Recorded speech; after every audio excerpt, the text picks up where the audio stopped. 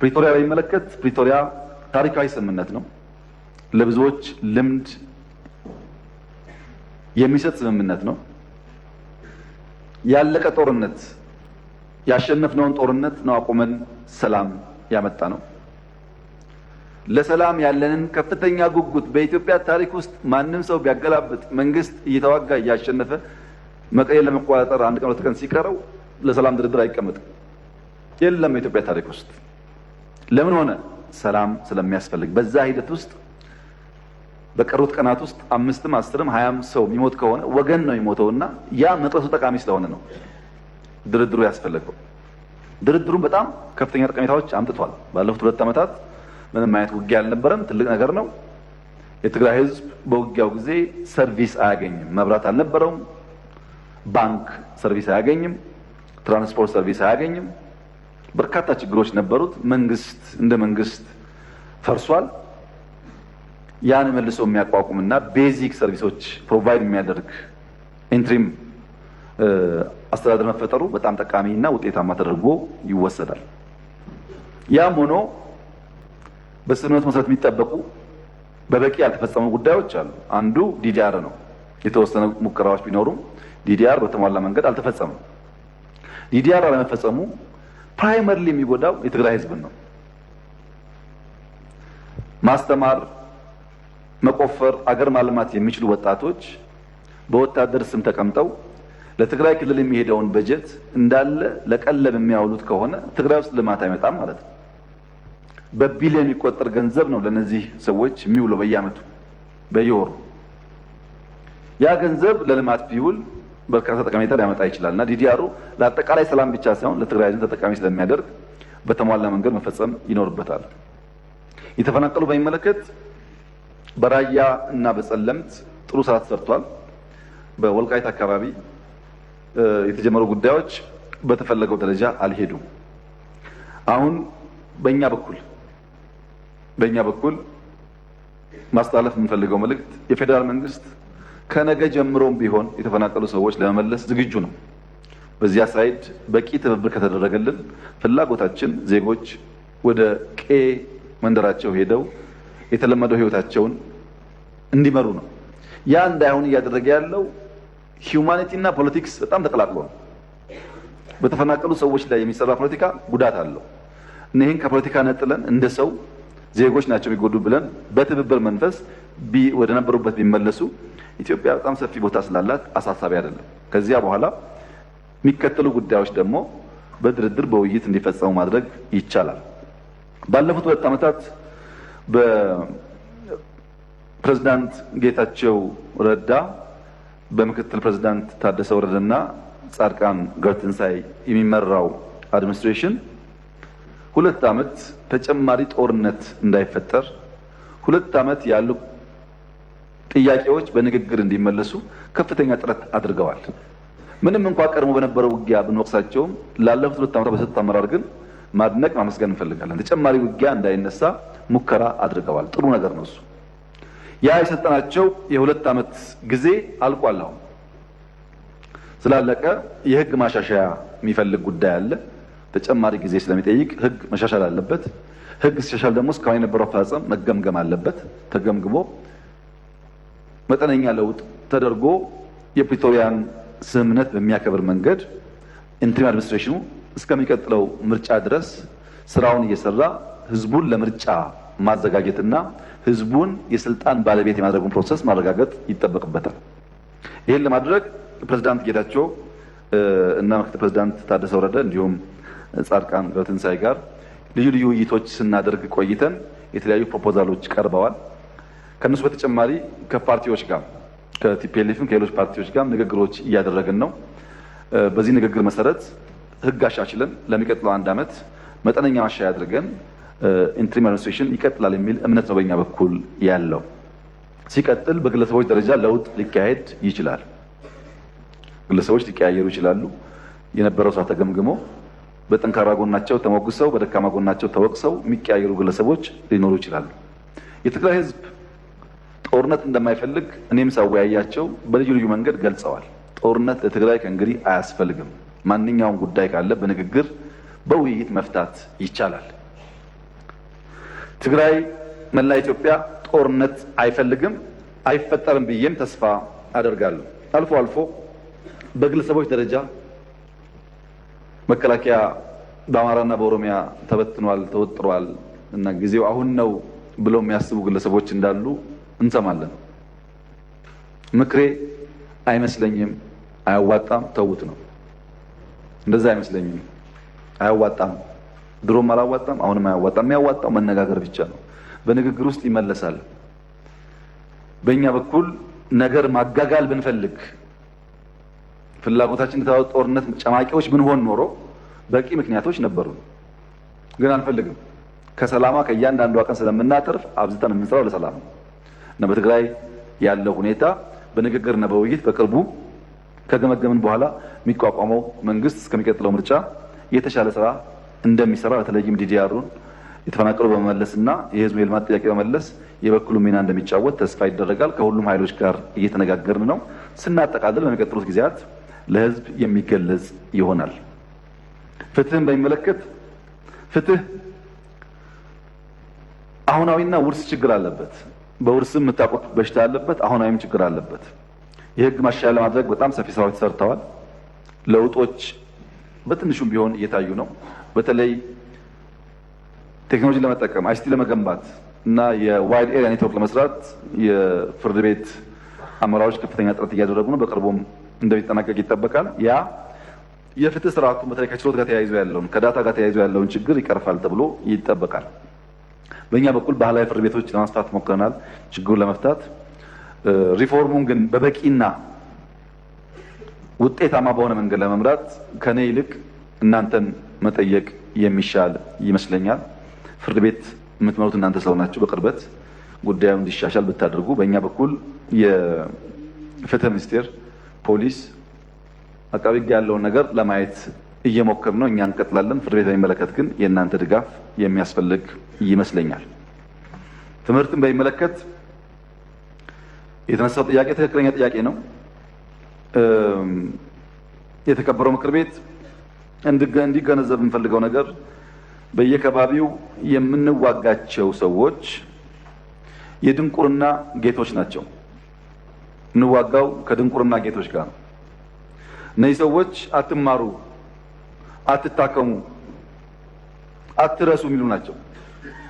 የሚገርመው አንድ አካባቢ ላይ የኤችአይቪ፣ የስኳር፣ የወባ መድኃኒት ከፋርማሲ አውጥተው የሚደፉ ግን ለዛ ህዝብ የሚታገሉ ኃይሎች ያሉበት ማዳበሪያ ለህዝቡ እንዳይደርስ የሚጥሩ ናቸው። ትምህርት ምን ያደርግላቸዋል? የጅብ ቆዳ እጃቸው ላይ አስረው ጥይት አይመታንም ብሎ የሚታገሉ ሰዎች ትምህርት ምን ያደርግላቸዋል? በቅርቡ አንድ ቦታ ላይ የጅብ ግልገል ተሸክመው ሲሄዱ አገኘናቸው። ለምን ሲባል ጥይት እንዳይመታን እና እነዚህ ድንቁርና ጌቶች ትምህርት እንዳይስፋፋ በብዙ እየጎዱን ይገኛሉ። ልጆቻችን እንዳይማሩ የድሮ ሽፍቶች እንኳን በየአካባቢያቸው ያሉ መድረሳና አብነት ትምህርት ቤቶች አይዘጉም። ሽፍቶች ናቸው። አብነት ትምህርት ቤት ከሆነ አይነኩም፣ መድረሳ አይነኩም። የአሁኖቹ ከነሱም የባሱ ናቸው። ሎሬት ጸጋዬ እንዳይነግርህ አንዳች እውነት የሚል ግጥም አለው። በግርግር በጩኸት በመረበሽ ዝግ ብሎ ባለማሰብ ከእውነት ለመደበቅ የሚደረግ ሙከራ ስላለ በዜጎች ላይ ከፍተኛ ጉዳት እያመጣ ነው። በእኛ በኩል በተገኘው አጋጣሚ ሰፋፊ የትምህርት ቤት ጥገናዎች፣ በተለይ ሁላችሁም እንደምታውቁት ኤርሊ ኤጁኬሽን ኪነጋደር ላይ ዜሮ ክፍል ላይ ሰፋፊ ስራ እየሰራን ነው። ከመጽሐፍ ሽያጭም ሳይቀር አብዛኛው የገነባ ነው ትምህርት ቤት ነው። ትምህርት ያስፈልጋል የሚል የጸና እምነት ስላለን ይሄን ወደፊትም በሚቻል አጋጣሚ ሁሉ ከህዝባችን ጋር በመሆን እያሰፋን የምንሄደው ጉዳይ ይሆናል። ጤና በሚመለከት ኤርሊ ዋርኒንግ ችግር አለ ለተባለው ችግር አለ፣ ግን ሰፋፊ ጥረቶች እየተካሄዱ ነው። ቀድመው የሚተነብዩ ሴንተሮች አሉ። ሲዲሲን ጨምሮ ሰፋፊ ስራ እየተሰራ ይገኛል። በዚያም የብዙ ዜጎች ህይወት ለመታደግ እየደገፉ ነው። ነገር ግን መድኃኒት ስለማናመርት ፈጥነን የመድረስ አቅማችን ውስን ስለሆነ ቴክኖሎጂን በበቂ ስለማንጠቀም አሁንም ችግሮች አሉ ገምግመናል። ሰፋፊ ስራዎች ተጀምረዋል። ውጤት እንደሚመጣ ይጠበቃል። መድኃኒት ግን የማያመርት ሀገር፣ ነዳጅ የማያመርት ሀገር፣ ማዳበሪያ የማያመርት ሀገር ሁልጊዜም ቢሆን ወይ በግዢ ወይ በትራንስፖርት ወይ በጊዜ መሰቃየቱ አይቀርም። መፍትሄው ደረጃ በደረጃ እያመረቱ የራስን ፍላጎት በራስ እየመለሱ መሄድ ይሆናል። ተፈናቃዮች በሚመለከት ገፊ ምክንያቶች የተግባርና የአመለካከት ችግሮች አሉ። በርካታ ሰዎች እየተመለሱ ነው። አሁንም የተፈናቀለ ቁጥር ማጋነን፣ የተሳሳተ መረጃ መስጠት፣ እንዳይመለሱ መቀስቀስ የተለመደ የወል ተግባር ሆኗል። ብዙ ቦታ ላይ የሚታይ ተግባር ሆኗል። ዩኒፎርም ነው። በየቦታው ያሉ ተፈናቃዮች እንዳይመለሱ ጥረቶች ይደረጋሉ። የሚመለሱትን እየደገፍን ቁጥር ለመቀነስ ጥረት ይደረጋል። እስካሁን የተገኘው ውጤትም በዚያው መንገድ እያጠናከርን እንሄዳለን። ፕሮጀክቶች በሚመለከት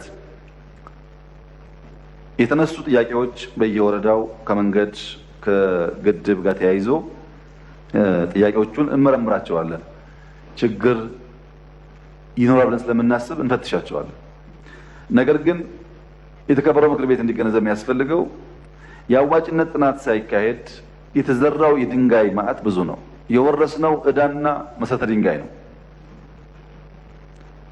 መጀመር እንደ ስራ ተወስዶ መጨረስን ታሳቢ ያላደረጉ በጣም በርካታ ስራዎች በየቦታ ተጀምረዋል። ስንሄድ መንግስት ቃል ገብቶ መንግስት እንዲያደርጉ እንባላለን። ያን ሁሉ መመለስ ጊዜም ገንዘብም ይጠይቃል። ያም ሆኖ ግን እኛ የጀመርናቸውን ስራዎች በአፋጣኝ ለመጨረስ ከፍተኛ ጥረት እያደረግን ነው። አዋጅ 1210 የ2012 ፕሮጀክትን በሚመለከት ፖሊሲዎቻችን፣ መመሪያዎቻችን ከዛ የተቀዱቱ አጥንተን እንድንገባ ጀምረን እንድንጨርስ የሚያስገድዱ ናቸው። ግን አሁንም ቢሆን ኢትዮጵያ ውስጥ ፕሮጀክት ጀምሮ መጨረስ በጣም ብዙ መማር የሚገቡ ነገሮች እንዳሉ ያሳያል። ማንኛውም ስራ ፕሮጀክት ነው። አስቀድመን አጥንተን አቅማችን አውቀን ጀምረን ፎሎ አድርገን የማንጨርሰው ከሆነ መልሶ ዕዳ ይሆናል፣ መልሶ ኪሳራ ይሆናል እና ውጤቶች ያየንባቸው ጉዳዮች ቢኖሩም ተጨማሪ ጥረቶች እንደሚጠበቁ እናምናለን። በዚያው አግባብ እየፈተሽን እያረምን የህዝቡን ጥያቄ እየመለስን ለመሄድ አቅም በፈቀደ መጠን ጥረት ይደረጋል። ህዳሴን በሚመለከት እንደተባለው ብዙ ዋጋ የተከፈለበት ነው። አንድ ብር እርዳታም ሆነ ብድር ከውጭ ያልተገኘበት ነው። ብዙ ፈተና አይተንበታል። ቅድም ማዳበሪያ እንዳነሳሁላችሁ ለህዳሴ የሚውሉ ግብአቶች ከ2 ወር ተኩል ያላነሰ ከጅቡቲ እስከ ህዳሴ አጅበን እየወሰድን የሰራ ነው። 2 ወር ተኩል እያንዳንዱ መኪና የገንዘቡ ሳያንስ የውጭ ጫና ሳያንስ ከተገዛና አገር ከገባ በኋላ ያንን ነገር ማድረስ በጣም አስቸጋሪ ነው የነበረው። ፕሮጀክት ላይ ቅድም አንስቼ የተውኩት ጉዳይ አንዱ ያለብን ፈተና አንዳንድ አካባቢ ሁሉ ጋር አይደለም። አንዳንድ አካባቢ ህዝቡ መንገድ ካልተሰራልኝ ድልድይ ካልተሰራልኝ ብሎ ከጠየቀ በኋላ ፕሮጀክቱ ጨረታ ወጥቶ ስራ ሲጀመር ከዛ አካባቢ መቅጠር አለባችሁ ሰዎች ስራ መፍጠር አለባችሁ ስለሚባል አንዳንድ ቦታ የተቀጠሩ ሾፌሮች የኩባንያው መኪና የተቀጠሩበትን ኩባንያ መኪና ይዘው ወጥተው ከመኪና ውስጥ ነዳጅ በጀሪካን ቀርተው ይሸጣሉ። የከፋው ደግሞ ሾፌር መኪናውን አቁሞ ሁሉንም ጎማ ፈቶ መኪናውን ጥሎ ጎማ ይዞ ሄደበት ቦታም አለ። የኛ የልማት ፍላጎት ለካሳ ጥያቄ፣ የኛ የልማት ፍላጎት ጎማ ለመስረቅ፣ አንዳንድ ቦታ ደግሞ እርሻ ያቃጥላሉ። የታረሰ የግለሰብ ኢንቨስትመንት እርሻ ያቃጥላሉ። ይሄን ማህበረሰቡ መፈተሽ አለበት። ገንዘቡ የራሱ ነው። የራሱን ሀገር ሀብት በሌላ መንገድ ሲዘረፍ እያየ መተው ተገቢ አይደለም እና ህዳሴ ላይም ብዙ መከራ ታይቷል። ክቡር አቶ መሐመድ እንዳነሱት ቢበዛ በሚቀጥሉት 6 ወራት በጋራ ሪቫን እንቆርጣለን።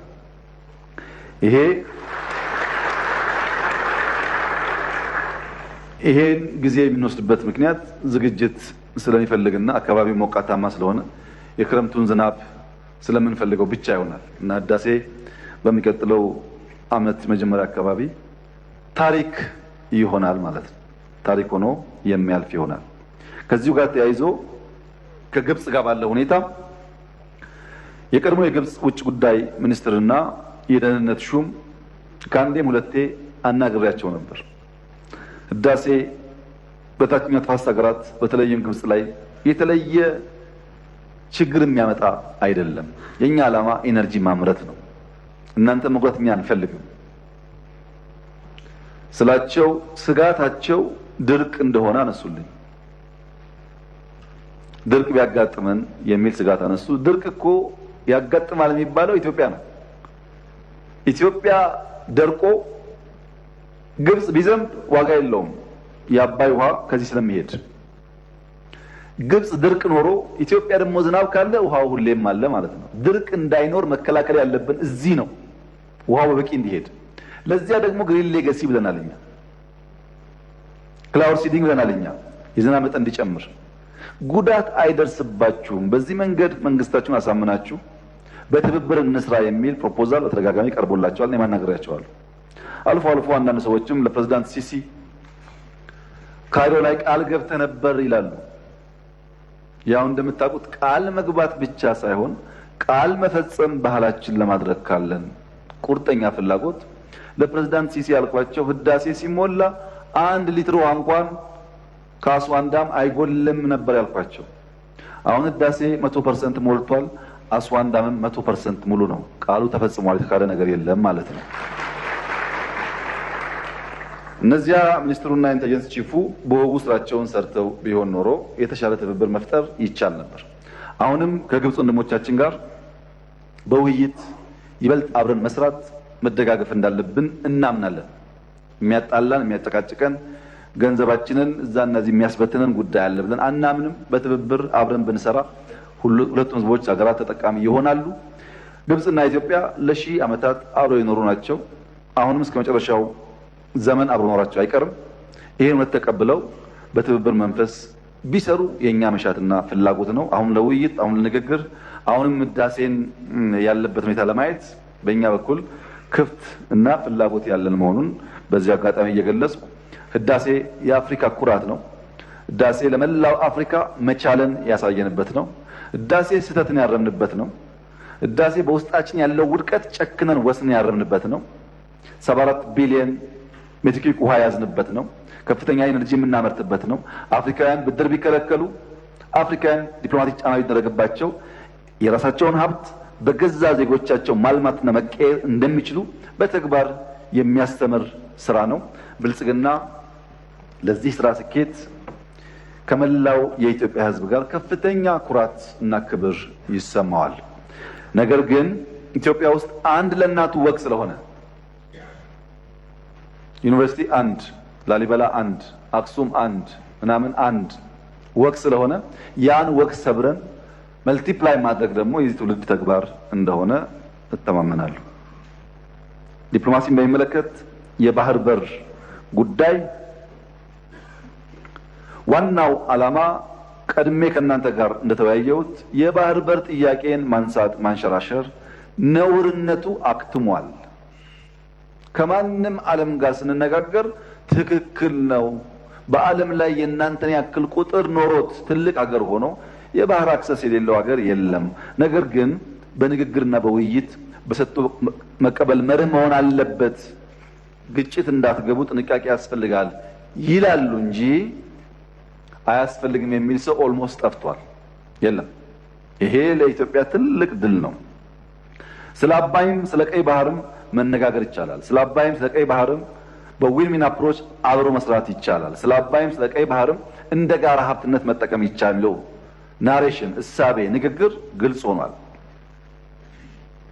አንዳንድ ሰዎች ይሄ መንግስት ይሄንን ጉዳይ ያነሳው ለአጀንዳ ነው፣ ለፖለቲካ ነው፣ ለምርጫ ነው እያሉ ሲያሙ ይሰማል። ግን ይህ ሐሜት ውሃ አይቋጥርም። ምክንያቱም የኢትዮጵያ የወደብ የሲ አክሰስ ጥያቄ ላለፉት 10-15 ዓመታት በተለያየ ደረጃ እንደ ፖለቲካል ዲስኮርስ ስንወያይበት የቆየን ጉዳይ ቢሆንም ቢያንስ ባለፉት 5-6 ዓመታት በመንግስት ደረጃ ንግግር ከማድረጋችን በላይ የመደመር ሲሪየስ መጽሐፎች የመጨረሻው የመደመር ትውልድ በ2014 የወጣው የዛሬ 3 ዓመት ገደማ ሳይወጣ በፊት የታሸ ስራ ነው። በመጨረሻው አካባቢ 240 ገጽ ላይ መልሳችሁ እንድታዩት የጂኦፖለቲካል እይታ ለውጥ ይላል ርዕሱ።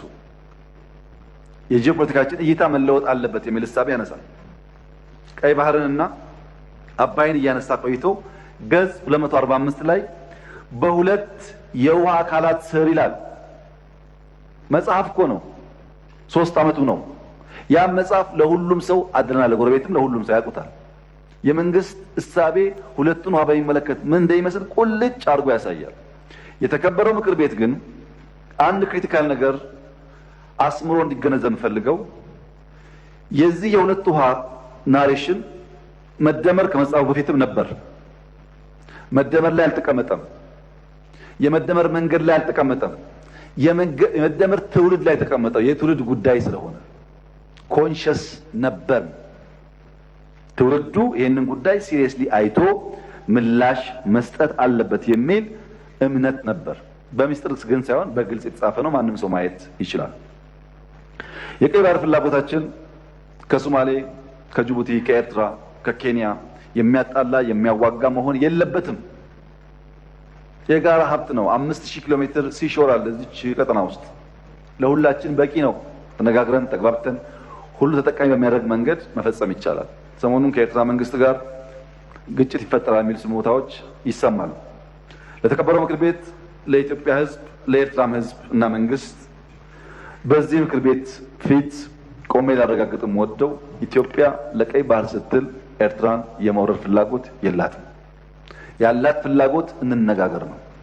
እንነጋገር፣ ሰጥቶ መቀበል ባለበት መርህ፣ ህዝቦች በሚጠቅም መርህ፣ በገበያ መርህ ይህንን ችግር እልባት እናበጅለት። ዝም ብለን ብናልፈው ዛሬ ነገ ጦስ ያመጣብናል። እንጋፈጠው፣ እንወያይ ነው እንጂ እንዋጋ አይደለም። ውጊያም አያስፈልግም። ብዙ ክሶች ይሰማሉ። አብዛኛው ክስ ውሃ አይቋጥርም። የኤርትራ ህዝብ ወንድም ህዝብ ነው። የኤርትራ ህዝብ ምስኪን ህዝብ ነው። እንደ ኢትዮጵያ ለማድረግ የሚፈልግ ህዝብ ነው። የሚያስፈልገው ልማት ነው፣ ውጊያ አይደለም። ተባብረን መልማት፣ ተባብረን መስራት ነው እንጂ አንዱ አንዱን መውጋት የኛ እቅድ አይደለም። በሌላ መንገድ ኢትዮጵያ ላይ ማንም ሀገር ወረራ ሊፈጽምና ከጀመርነው ህልም ሊያስቆመን ይችላል የሚል ስጋት ደግሞ የለብንም። ጭራሽ ስጋት የለብንም። ይህም መሰማር አለበት። ማንም ደፍሮ አይሞክረንም። በቂ ዝግጅት ስላለን የምንዘጋጀው ግን ውጊያ ለማስቀረት ስለሆነ በእኛ ኢኒሼቲቭ ከማንም ጋር የመዋጋት ፍላጎት የለንም። እንደምታስታውሱት ሶማሊያ ጋር ይዋጋሉ የሚባል በጣም ብዙ ንግግሮች ነበሩ። የፈታንበት መንገድ አይታችኋል። በሶማሌና ኬንያ መካከል ችግር ሲፈጠር ዘለን የገባነው እኛ ነን። በሱዳን ወንድሞች መካከል ችግር ሲፈጠር ዘለን የገባን እኛ ነን። ሳውት ሱዳን ችግር ሲፈጠር ዘለን የገባን እኛ ነን። በአካባቢያችን ሰላም፣ ልማት እንዲመጣ ስለምንፈልግ እስከ ዛሬ ከማንም ጋር አንድ ጥይት ተኩሰን አናውቅም። ወደፊት የኛ ፍላጎት ይሄው እንዲቀጥል ነው። ምንም አይነት ትንኮሳ ከየትኛውም ወገን መኖር የለበትም። ትንኮሳ ካለ ምላሹ ከፍተኛ ስለሚሆን በእኛ ወገን ግን ትንኮሳ እንደማይደረግ እያረጋገጥኩ የቀይ ባህር ጉዳይ ለኢትዮጵያ የህልውና ጉዳይ ነው። ብልጽግና ኖረ አልኖረ፣ ይሄ ምክር ቤት ኖረ አልኖረ፣ 130 ሚሊዮን ህዝብ፣ ኢኮኖሚው እያደገ ያለ ህዝብ፣ መለወጥና ከድህነት መውጣት የሚፈልግ ህዝብ ጫፍ ጫፉ ተሰምሮለት ተዘግቶ እስር ቤት ሊቀመጥ አይችልም።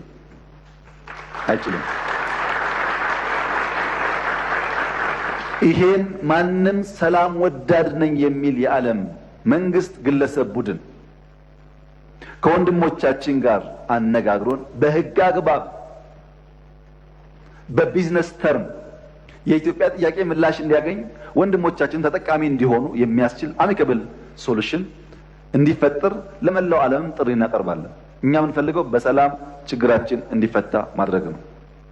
የቀይ ባህር ጉዳይ የማይፈታ ህልም ነው፣ የሩቅ ጊዜ ህልም ነው። እንዴት እንደዚህ አይነት የሩቅ ጊዜ ህልም ይሄ መንግስት ያስባል የሚሉ ግለሰቦችና ቡድኖች አልፎ አልፎ ይደመጣሉ።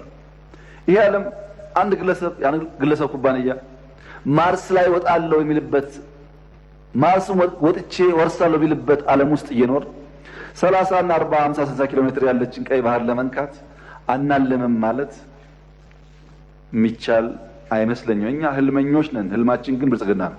ህልማችን ልማት ነው። ህልማችን ውጤት ነው። ህልማችን ማደግ ነው። ብቻችን አይደለም፣ እንደ አፍሪካ ማደግ ነው።